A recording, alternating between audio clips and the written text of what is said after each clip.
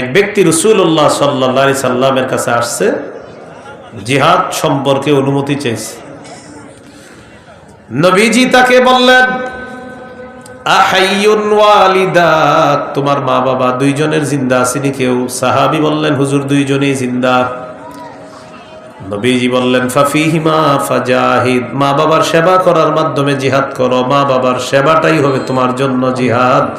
জিহাদের প্রতিদান আল্লাহর কাছ থেকে পেয়ে যাবা। মা বাবা আছে তো বলতেছে আছে, যাও তাদের সেবা করো, এটাই তোমার জন্য জিহাদ। মুসনাদে আহমদ 15538 নম্বর হাদিস। নবীজির একজন সাহাবী নাম জাহিমা, কি নাম বলেন না একটু, কি নাম? জাহিমা একজন সাহাবীর নাম।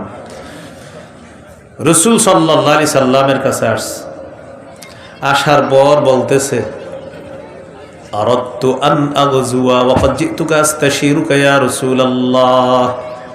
হুজুর আমি জিহাদের নিয়ত করেছি, আপনার কাছে পরামর্শ করার জন্য আসছি, আমি জিহাদে যাব কিনা। ফাকালা রাসূলুল্লাহ সাল্লাল্লাহু আলাইহি ওয়াসাল্লাম, হাল লাকা মিন উম্মিন, নবীজি বললেন তোমার মা আছেনি? সাহাবী বললেন, জি হুজুর মা আছে।